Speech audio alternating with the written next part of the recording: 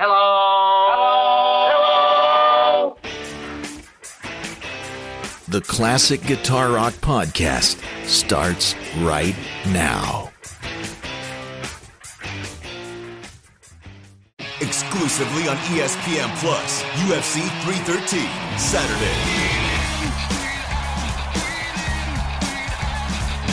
Reigning light heavyweight champion Alex Pereira defends his title against #1 contender Magomed Ankalaev, and an explosive lightweight bout between Justin Gaethje and Rafael Pazzi. UFC 313, Saturday at 10 p.m. Eastern. Buy it on ESPNplus.com/PPV. Atomic batteries to power. Turbines to speed. Ready to move out. Before we start, I'd like to say something. There's no reason why you shouldn't have complete confidence in your chances to come out of this thing alive in one piece. From coast to coast, from border to border, from one end to the other, and all points in between. The Classic Guitar Rock Podcast is on. Yes! That's awesome! We crank up and break down the great guitar-driven rock of the 70s and 80s, and you are invited to come along. We got a full tank of gas, half a pack of cigarettes, it's dark, and we're wearing sunglasses. Hit it. And now your hosts, Jeremy and Jeff. 1/2 teaspoon for fast, effective relief. It's time for the Classic Guitar Rock Podcast. Hello and welcome back to the Classic Guitar Rock Podcast. I'm Jeremy, and solo again today, but Jeff will be back for our next episode on Friday. This is kind of a midweek episode. I wanted to come in and update you based on some email I've gotten. First of all, I want to thank everyone for tuning into the first 2 episodes. We're off to a pretty good start, which is great. Any of you that have done a podcast know that it doesn't usually happen quick. It's an organic thing as they spread out and word spreads. And of course, anything that you can do is sure appreciated in terms of sharing, listening, liking, posting positive reviews, hopefully positive reviews. But thank you so much, because we have gotten off to a good start. I wanted to read you some email that I've got. One email is from Blake, and he says, I'm enjoying your podcast. Really liked your last episode on the family tree of classic rock, but I do have a slight bone to pick. You never mentioned another fruitful branch. Yes. And what he means by that is the group Yes. They always make a lot of connections. Keep up the good work. So, Blake, thanks so much for listening, and thanks for sending the email. And then we got one other. Let's talk about Blake's really quick, because he makes a very, very good point. Yes is one of those bands, man, almost as much as the Deep Purple Black Sabbath, that really sends a lot of branches out. Also, if you think about the classic Yes lineup, we had Steve Howe on guitars, Alan White on drums, keyboards. You could pick Jeff Downes or Rick Wakeman, or Tony Kaye. So a lot of different keyboard players there. Obviously John Anderson, Chris Squire, a lot of people there. But here's where it gets interesting. In Yes, more than anyone else, I think it's Steve Howe that gets you a lot of branches. So think of what Steve Howe did in the early 80s with Asia. Okay, so he goes out with Asia, and that hooks him up with Carl Palmer. Jeff Downes, who was also in Yes at times, but also a member of the Buggles. So we get him with Jeff Downes and John Wetton. Okay, John Wetton, phenomenal bass player, phenomenal singer, who was in, he's been in King Crimson. And by the way, Bill Bruford was also in King Crimson, and Bill Bruford was in Yes. He was in UK. He was in Wishbone Ash for a while. So you get that Steve Howe connection with Asia. And again, you could follow the tracks out from there as well. So all of a sudden, now that you've got the Asia connection, you're tied into, as I mentioned before, ELP, Emerson, Lake and Palmer. Remember, Steve Howe also was part of GTR. Do you guys remember GTR from the mid 80s? GTR was a project that he did with Steve Hackett, who was in Genesis. So now you bring in Genesis also. So more prog rock goodness there that we've got, Yes and Genesis in there. That ties them in with Asia. And I'm sure there's more that I'm missing. But yeah, that's a good call. I really should have mentioned Yes, because they're another one of those bands with players like Steve Howe and John Wetton that have played with all kinds of different people that really ties in much of the classic rock neighborhood, right? One other email. And again, I just kind of mentioned this in an aside. It's a really short one from Metal Master 1969, who says, "Thanks for mentioning Wishbone Ash." And I just mentioned John Wetton actually was in Wishbone Ash for a brief period of time. Take the time to listen to Wishbone Ash. Okay, Wishbone Ash is one of these bands that their influence was way bigger than their commercial success, much like UFO, okay? They influenced so many bands. I would go so far as to say that many of the twin guitar bands that we think of, Iron Maiden, Judas Priest, they owe a lot to Wishbone Ash, because Wishbone Ash was way back in the early 70s doing some phenomenal stuff. And they deserve a lot of credit for what they've done. Now, at some point, I'd kind of like to do a show on Wishbone Ash, but let me just say at this point, they're an important band and influenced a lot of people. So thank you, Metal Master, for listening. Thanks for the email. Any of you can email us at classicguitarrock@mail.com, classicguitarrock@mail.com. Now, I've titled this episode, Escaping from Alcatrazz. Let's talk about that coming up.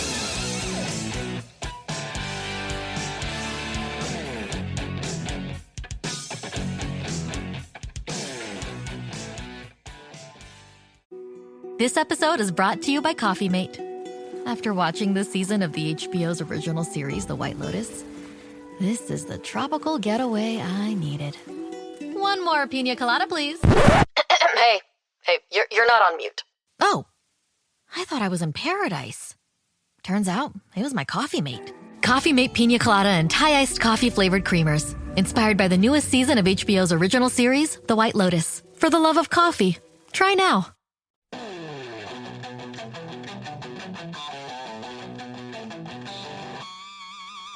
Welcome back to the Classic Guitar Rock Podcast. I'm Jeremy. As mentioned before the break, I've entitled this episode, Escaping from Alcatrazz. Now, we're going to talk about the band Alcatrazz. I don't know if you're aware of what's going on there, but this is really a metaphor. Okay, this could be applied to dozens of classic rock bands that have gone through similar type scenarios. So even if you're not a huge fan of Alcatrazz, I think this is helpful to have this conversation just so we have an idea of the environment today. And a lot of it is tied into longevity.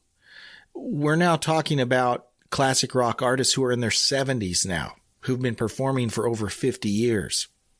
A Deep Purple, for example. Many of these bands have been around a long time, so it only makes sense that there are going to be hiccups like this along the way. Rat, Queensryche, many bands have had very similar situations that are going on right now in Alcatrazz. So let's talk about it really quick. So I mentioned on the last episode, and if you didn't hear the episode 2 about the family tree, go back and check that out. That'll give you a little context. Graham Bonnet joined Rainbow for the Down to Earth album. And that was, up to that point, their most successful commercial-wise. Fans will debate that point, but commercially, that had been their most successful album. They got 2 top 40 singles off of that. Graham Bonnet left after the one album, and Graham Bonnet now kind of had some interest from other record companies. Here's a guy that could sing really well, was, good looking in a James Dean sort of way, not necessarily a hard rock sort of way, maybe. But right after Rainbow, he finds himself in the Michael Schenker Group. And that album, the Assault Attack album by the Michael Schenker Group, to me and to many other fans, that's the best Michael Schenker album there is. So obviously, Graham Bonnet is a marketable commodity at this point. Now, some unfortunate things happened in Michael Schenker Group. He found himself no longer there. And then in the early 80s, around 83, he's the focus of a new project, and that is, hey, let's build a band around Graham Bonnet. This was Rockshire Records was the label at the time. And so Graham Bonnet, along with two musicians from a band called New England, Jimmy Waldo, a keyboard player, and Gary Shea, a bass player, they all meet and get together in Graham's garage in Southern California, and they start writing songs. Obviously, they needed a guitar player and they needed a drummer, but they at this point already had a record deal secured. And so the guitar player they landed on was a young kid from Sweden who had come over via Mike Varney. If you don't know who Mike Varney is, in the early days of, well, not the early days, in the early 80s, in Guitar Player magazine, there was this new artist spotlight, and Mike Varney was the guy, and he had his own label called Shrapnel, where he was kind of the vehicle for many of these shreddy type guitar players, and Yngwie was from that Mike Varney school. And anyways, they thought Yngwie would be perfect for this. They kind of were looking for a heavier version of Rainbow. And of course, Yngwie was perfect for that. I mean, he even wore all black like Ritchie Blackmore. It was great. So they bring him in, and the original drummer was actually Clive Burr of Iron Maiden fame. Clive Burr had been replaced by Nico McBrain, but it became evident very shortly that he could not physically, for health reasons, handle the job. So he was replaced by Jan Uvina on drums. And that was the lineup, Bonnet, Malmsteen, Waldo, Shea, and Uvina, that recorded the No Parole from Rock and Roll album, which is an excellent album. Everyone should own it. So they had that album. I mentioned in the last episode that Steve Vai came in and replaced Yngwie. Then they had a third album, which was not real successful. It's called Dangerous Games, and kind of a weak album. I mean, when you listen to it, they had kind of lost their spark. And that was the last album. And so Alcatrazz, as promising as they looked at the beginning, they had the one great album. The second album, still a really good album, but was beginning to change, moving away from the neoclassical type stuff. And then the third album was really, they started tanking there. And as a going concern, Alcatrazz really didn't exist after that third album. Graham Bonnet had gone on and played with Chris Impellitteri. He'd done a project called Blackthorn, and he's kind of this veteran, journeyman singer who'd, work on projects overseas or whatever. But Alcatrazz didn't really exist. And then in the around 2006, he starts touring, calling a group Alcatrazz featuring Graham Bonnet, which really Graham Bonnet was the only Alcatrazz member actually there. He was playing with Howie Simon at the time. But they did do some touring, as Alcatrazz featuring Graham Bonnet, but no records were made. So flash forward, Graham Bonnet had been playing in a couple different, the Graham Bonnet Band. And of course, in all of these incarnations, he's playing Alcatrazz tunes, he's playing Rainbow tunes, he's playing Michael Schenker tunes, right? So in all of the transmutations, he's playing his back catalog, regardless of whatever band it came from. But about 2 years ago, they actually started calling the band Alcatrazz because he had brought Jimmy Waldo, the keyboard player, back, and Gary Shea, the original bass player. So they felt at that point they could legitimately call this band Alcatrazz, and had been touring. And earlier this year, they released an album as Alcatrazz. It's called Born Innocent, and actually a pretty good album. And when you consider that Graham Bonnet is like 73 or 75, or he's in his 70s, it sounds really good. And the band sounds really good. Well, on the 4th of this month, there was a press release, couple different dueling press releases, one from Graham Bonnet, one from the other side, from Alcatrazz, right? From Gary Shea and Jimmy Waldo. So Graham Bonnet says, I'm not going to read you the whole thing, but on his Facebook, in fact, this one I'm looking at is 4 hours old, so this is fairly recent. He says, "Hi, everyone. Since my last post, I have received many emails expressing confusion about the band situation. And again, rather than respond individually, I will clarify here." And he basically points out that he has parted ways with Giles Lavery Management. So Giles Lavery was their manager. And he said, I have parted company. He says, no one was fired. He said, we've just chosen to go a different direction. Well, ironically, maybe ironically is not the right word. Interestingly, the rest of the band stuck with Giles. So Graham's saying, well, okay, Alcatrazz is no more, except the rest of the band is saying, well, yeah, no, we're still Alcatrazz. We just don't have Graham Bonnet anymore. So that's awkward, right?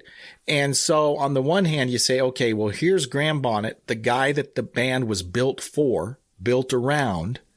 And he says, in this latest statement, he says, I will continue to tour and record as Alcatrazz. And then you've got the rest of the guys from Alcatrazz, Gary Shea and Jimmy Waldo, who say, well, we're Alcatrazz and we will continue to tour and record as Alcatrazz. And by the way, our new lead singer is Doogie White.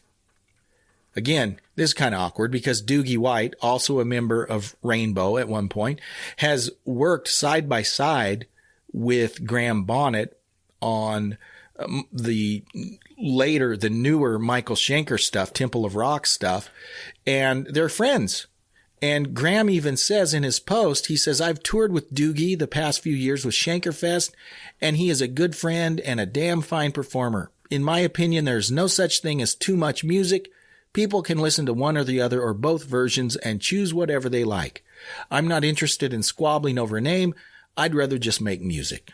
So Graham is saying, okay, I'm going to continue on as Alcatrazz. The rest of Alcatrazz is saying, we're going to continue on as Alcatrazz. By the way, here's our new singer, Doogie White. And we could have two Alcatrazzes in the near future. Not the first time that's happened. I mentioned Rat. They've done the same thing. Queensryche, there have been two different Queensryches touring, so that's kind of all been worked out legally. On the one hand, it's sad, right? On the one hand, it's sad that it comes down to legal wrangling and who's going to keep the name and those sorts of things. On the other hand, you can be positive about it and say, hey, well, here's two bands that both kind of have a legitimate claim as to who is really Alcatrazz. They're both out touring, and as long as they're both good, playing good music, what's the harm? So that's kind of where we are with Alcatrazz. And again, you might not be a huge Alcatrazz fan, but this is a common thing that happens these days. And much of it has to do with how the music industry has changed. People don't make money like they used to. The money is not there. Now, I say the money is not there. Obviously, someone's making money, but sadly, it's usually not the artists. And the world has changed. People don't buy records like they used to. And the model with the streaming platforms does not pay like it used to. I mean, record companies let's be honest, record companies have always taken advantage of their artists. I mean, that's sad but true. That's the way it's been. But with the streaming platforms now, I mean, the amount that the bands actually see is unbelievably minuscule. And the question you might ask is, well, why do they do it? Well, they kind of don't have a choice, and oftentimes it's the record companies all the time is the record companies that strike these deals with Spotify or whoever it is about, having their music on these platforms. There are some bands that are still not available on the streaming platforms because they've held out and said, no, we're not going to do that. But it's only a matter of time because that's the way people listen to music now. That'll be the only way that they can make money. Now, here's one potential upside. And I've gotten in arguments recently with people on this. And I'm not saying, oh, yay, streaming's the way to go. From a consumer standpoint, streaming's awesome, right? You buy a premium membership on Spotify for $10 a month or whatever it is, and you can listen to as much music you want, and it's great. To the artist, okay, not so great. However, think about it this way, and sometimes people don't think about this. If you're a record buyer, a music buyer, you're probably like me. A lot of the stuff you buy is brand new. Okay, so obviously the band or the artist makes money when you buy a brand new album. But a lot of what you buy, if you're a collector, might be used. You go to the used record store. You order used CDs, whatever. The artist doesn't see any of that money. They don't make anything from you. Where at least if you're streaming, the artists continue to make money from you. Even though it's a minuscule amount, they still make something from you every time you listen to their music. If all you're doing is buying used CDs or old records or whatever, they're not making anything from that. So, again, at least there is some form of revenue from the streaming platforms. But my whole point in talking about this is that playing live is how a lot of these bands make the majority of their money, particularly these classic bands that don't get radio play. Okay? So if you're Graham Bonnet, who's 75 years old, if you're Doogie White, who's in your 60s, if you're Michael Schenker, who's in your late 60s, whatever, okay, the way you can still make money is playing live. And so that's why there's oftentimes this desire for members of bands, even if they've broken up from the band, they continue to want to make money. That's their livelihood. That's how they make money. You can't blame them. So they'll go out and tour and try to profit off the name. You can't blame them. I mean, that's just the way it is. And this situation with Alcatrazz is just one of the latest situations. And again, it's not the first time it's happened. It happens all the time. It will continue to happen all the time. But it's just kind of the way the music business is. Is it fair? No. But I mean, that's just the way it is. And the point I always make is from an economic standpoint, you can find multiple examples of when the market changed, right? When the automobile came out, well, people that manufactured horse-driven carriages, they were out of business. When the computer or the PC came out, the typewriter industry was killed, right? It just happens. The marketplace changes. And I think what you see is artists that are able to adapt. And some can do that and some can't. But, more power to these great classic rock bands that are still touring and still able to make money, albeit not like they used to, but they can still make something by going out and touring live. And that's what we see happening here with Alcatrazz. So what do you think about that? Send me an email, classicguitarrock@mail.com, classicguitarrock@mail.com. And let me know what you think about this, because part of us, we're sad when we see our heroes get old. I mean, let's just be honest.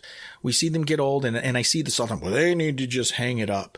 Well, you know what? If there's still people willing to pay them to see them perform, why would you hang it up? To me, that's not really fair to expect someone to hang it up as long as people are still paying them. What are people saying about Kiss, this End of the Road tour? They need to just hang it up. It's not even the original, blah, blah, blah, blah. Who are we to say whether they should be able to go out and make money? And Kiss still makes a lot of money from touring. I would say they'd be silly not to do that, right? But other people think, hey, once you're old, you need to just hang it up. I don't know if that's right. But hey, thanks so much for listening. And please subscribe. We're now available on Spotify, Anchor, Apple Podcasts, Pocket Casts, and Overcast. And we will be available on more and more platforms in the coming week. So if you like it, please subscribe, leave a review, and share with your friends. And we will see you on the next episode of the Classic Guitar Rock Podcast. Take care. Thanks for listening to the Classic Guitar Rock Podcast. Please like, subscribe, and share. You can email us at classicguitarrock@mail.com. We'll see you for the next episode of the Classic Guitar Rock Podcast.